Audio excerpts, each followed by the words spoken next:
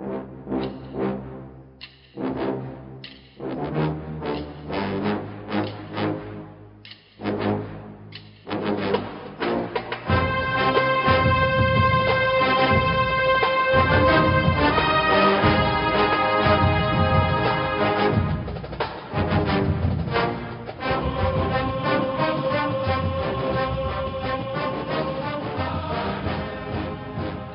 morning, Bucknutters. Welcome to the Bucknuts Morning 5 here on May 6th, 2016. I am Dave Biddle, very happy to be joined by our Alex Gleitman. Alex, let's talk about this Bruce Judson situation. According to SECCountry.com, which sounds like a website that just exists to do hit pieces on Urban Meyer, they did a story about Bruce Judson and why he decommitted from Ohio State. He committed to Ohio State way back in January of 2015, decommitted in October of 2015. He says Urban didn't recognize him when he was at Ohio State one time. Urban asked Richard LeCount if he was showing Judson around, but he didn't mention Judson by name, of course, and Judson was like, no, coach, I'm showing him around. And according to Judson, Meyer was like, who are you again? And Judson had to explain who he was, even though he was a committed recruit to Ohio State. Now, of course, Ohio State can't comment on this. We don't know their side of the story. But, Alex, you're very tuned in on all this. What do you make of this Bruce Judson situation? It's interesting. I mean, first of all, I'll say, number one, I think Bruce Judson was never coming to Ohio State, even when he was committed. I think he's going to be a Florida Gator. If he's not a Florida Gator, I think he's going to be an Auburn Tiger, where his good friend Jamel Dean is right now. So, I think he was always, a kid who grew up sleeping in a Florida Gators bed, which he still does. I think he was always going to be a Florida Gator, especially coming from that Orlando area. So to me, I don't think the reason he decommitted was, because of this incident particularly. If the incident did happen, I do understand kind of and the that said, I personally, I don't know if I buy it. I don't know if Bruce just completely is misconstruing or not misconstruing, but misunderstanding the situation. As Richard LeCount said in the article, when asked about it, he thought Meyer was joking because Bruce Judson was wearing blue. So, the whole Michigan thing, you can't wear blue to Ohio State. Like, who are you again? Like, kind of joking with him that he didn't know who he was because he was wearing blue. I could see that.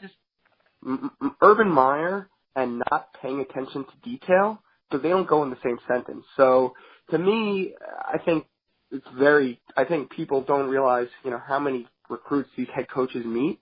And I think it's very easy to forget a guy or whatnot, but especially a kid who is committed to you, who's one of the higher profile kids visiting, walking around with Richard LeCount, who you definitely know who he is. It doesn't add up to me that Urban Meyer actually wouldn't know who Bruce Judson was or who Richard LeCount was at that time, especially given, how important recruiting is to Urban Meyer and how much attention to detail the guy pays. Not only with recruiting, but also, his day-to-day coaching, being a head football coach at Ohio State. I will give SECCountry.com credit for contacting Richard LeCount in the story and getting his side of the story. That's good journalism right there. I still think it was a hit piece, and I want to get your comment on that. But as you pointed out, I think that is important to note that it very well could have been a joke, and I side with that too. I find it hard to believe that Urban would not have recognized Bruce Judson, and he's always joking around about the blue stuff. He'll joke around with reporters about it, and sometimes you think he's not really joking. Like, he will tell reporters, I'm not answering your question because you're wearing blue. And then he ultimately will answer the question because with the media, he kind of has to play along to a certain extent. But, he'll make, very famous people that show up at practice, if they're wearing blue, he'll make them take it off, or he'll put, like, Ohio State gear on top of it. So, I don't know really what to make of all that, but this SECCountry.com, they also did this hit piece about, what was it, like a month ago on Landon Young, the guy that committed to Kentucky, the offensive lineman, and Landon Young had to come out and say basically his words were, misconstrued or, taken out of context or whatever he said. So it seems like these guys at SECCountry.com, I give them credit for contacting Richard LeCount. That's good journalism, but it sounds like they really have it out for Urban Meyer, almost to a unprofessional standard. Yeah, well, I don't know who runs that site or, so I'm not going to, comment on the integrity of who they are or what they're posting, but I will say the Landon Young thing, number one, if you read that interview, it was like one question out of 10, and, like a lot of people do, is clickbait. They kind of made it their headline that Urban Meyer treated the guy like crap, and reading the interview again, you can kind of see, like, I don't know if Landon Young did mean it the way it came out or he didn't, but like it was just almost like, what was the funniest thing that happened during your recruitment? And he was kind of like, it just almost seemed like it was lighthearted on Landon Young's part, and they took it and spun it. And then now you have this Bruce Judson thing. So I don't know if they're necessarily out for a hit on Urban Meyer. I will say it's no secret that when Urban was at Florida, pretty much everyone in the country hated him because he was so darn good. I mean, but I'm sure everyone in the SEC hated him. And now that he's at Ohio State and he's winning, and you add Florida to that mix because the Florida fans hate him now, and they were like the only ones who loved him before that. So I think I don't want to say they have a hit out on him. I think anytime there's an opportunity to go out and put out a piece that could potentially be damaging to Urban Meyer, I don't think that there's any shred of them that says, maybe we're taking this a little too far or anything like that. I think they kind of have a smile on their face anytime something negative about Urban Meyer kind of comes onto their plate. Looks to me like they're going out of their way a little bit to make him look bad. It's not just bad news is falling in their plate and it's all factual. They're kind of manufacturing some bad news. Some of it's real, some of it's manufactured. It's kind of like chicken McNuggets, Some of it's real chicken, some of it's not. Then it's all kind of mixed together. A little bit of that. A little bit of that. Come on. Oh, yeah, man. I know McDonald's said it's not pink, but whatever. That stuff is not real chicken. I know that. I eat real chicken, and then I see my kids eat that stuff. That's not real chicken. It's like some form of food-like substance. But, yeah, I think they have it out for Urban Meyer. I think these guys are not acting professional, but we'll see. If they do another hit piece, we're going to have to do a little investigative journalism ourselves on this SECCountry.com to see what they're all about. But let's switch gears, talk a little recruiting. What's the latest with Tate Martell? I know Steve Wiltfong has crystal balled them to Ohio State. Where do you stand with that? Do you think he will end up as a Buckeye in the 2017 class? He is the number one dual-threat quarterback in the country, of course. What's going to happen with Tate Martell, Alex? Yeah, well, I had Tate crystal ball Texas A&M, and once he decommitted, I was thinking about whether to go 5-year or flip it to Ohio State. And I actually had heard when he came and took his Ohio State visit that the Buckeyes felt they had a great shot, that they were running second. And with that information, obviously A&M kind of bumps to the back of the line, and just kind of doing some like digging on my own and hearing Steve talk to a great source out west, and that source saying that they felt that Ohio State was number one now for both Tate Martell and Tyjon Lindsey. I put my crystal ball on Ohio State because I think if the pick had to come in today, if signing day was tomorrow for Tate Martell, I think he would sign with Ohio State. That said, I think that this is a kid who is now going to enjoy the recruiting process. He's already enjoyed the recruiting process, having committed as an 8th grader to Washington, having committed most recently to Texas A&M, and now he's probably going to make his third. I think it will be his final commitment. But you have Ohio State. You have Oregon now who's in play. They just lost a quarterback in Ryan Kelly, I believe the kid's name was, who just recently decommitted. You have Cal, who Jake Spavital is. He's now there. He was at Texas A&M and recruited. He's a reason that both quarterbacks from A&M recently transferred, and he recruited Martell to the Aggies. So he's now at Cal. So they're in play, especially having produced the number 1 overall pick in the NFL draft, Jared Goff. So I think you have those teams in play. I think USC's in play. I think there will be a couple other teams like that come into the mix, some bigger programs, especially out west and maybe in the south, that Tate takes visits to. So I think this is a kid who's going to take all 5 of his official visits. He's going to go through the process. I could see a decision coming at, an all-star game or potentially even signing day.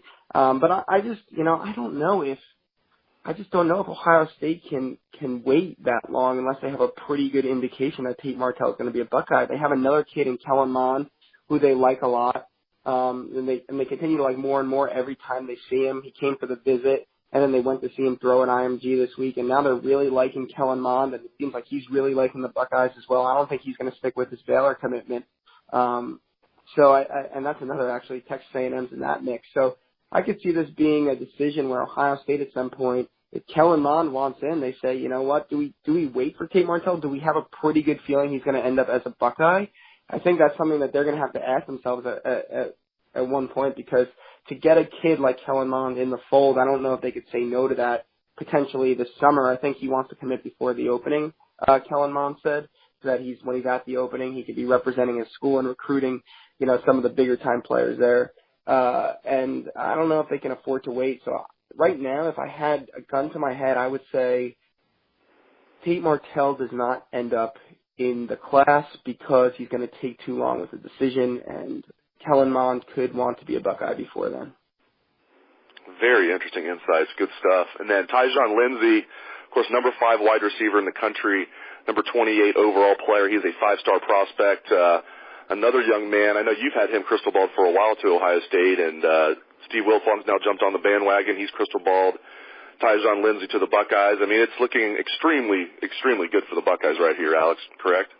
Yeah, I think things are looking good right now for Tyjon and Ohio State. I think they took a pretty strong lead after that last visit. I've been hearing that Ohio State's still number 1 even after a couple more visits.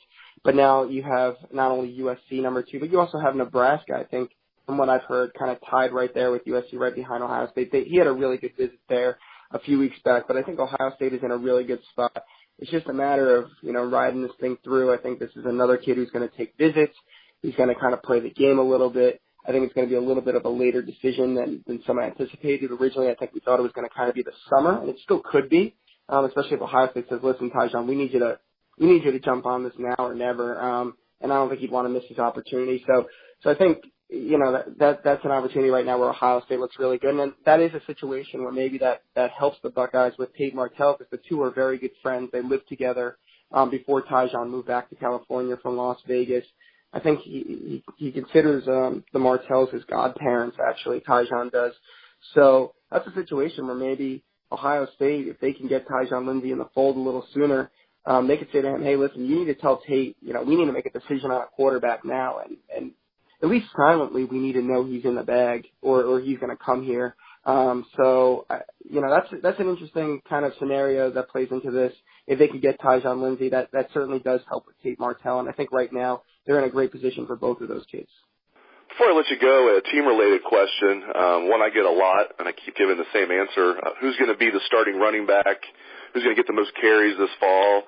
If we take Curtis Samuel out of the equation, because I still think there's a chance he's going to play running back, but right now he's a starting H-back. If it's just down to Mike Weber or Bri'onte Dunn, who are you taking as a starting running back this fall? That's a good question, Dave. I think I'll say this. I think the first snap taken of the season at running back could be Bri'onte Dunn, but I think that Mike Weber's your starting running back, if that makes any sense. I think Urban is going to reward a kid like Bri'onte Dunn, who's been around the program now a number of years and kind of has matured both on and off the field and improved on the field as a player, and supposedly had a really good off season and a really good spring, and I think he's going to have another really good fall camp. I think this is a kid who's going to earn himself something, and I think, in his last year as a Buckeye, I think Urban's going to kind of say to him, you know what, kid, you're going to try out there for the first snap, but ultimately Mike Weber's going to be the guy. I do think there's going to be roles for both of these guys. I think Bri'onte Dunn could be a hammer in short yardage situations and goal line situations. Not that Mike Weber is a slouch in those either, but I think there could be a role for both of those guys, as well as Curtis Samuel in the offense. And it's an offense that could rely on the running game or being creative in the running game quite a bit this year. Yeah, I think you might be onto something there. I definitely think Mike Weber will end up getting more carries than Bri'onte Dunn, will end up being the starting running back. But yeah, when they trot out there against Bowling Green, I won't be surprised at all if Bri'onte Dunn gets the first carry and gets that, kind of not just a bone thrown his way. When you're starting a game at Ohio State at running back in the season opener, that's big time right there. And a kid that's really come a long way, as you mentioned, really started to come around 2 years ago in that national championship team on special teams. That's where he really kind of, Urban Meyer started to really like Bri'onte Dunn, as Bri'onte Dunn just was selling out on special teams, running down there in the kickoff coverage unit. And now he's in the good graces of Urban Meyer. As Coach Meyer likes to say, he has a lot of momentum in his life right now. Another guy with a lot of momentum in his life is Alex Gleitman. Thank you, as always, Alex, for your insights. Thanks to the listeners for tuning into the show. Do not forget it's Mother's Day. Take care of whatever you need to do for Mother's Day. And thanks again for listening to the show. Hope everyone has a great day and a great weekend. Let's hear some Buckeye swag, best damn band in the land.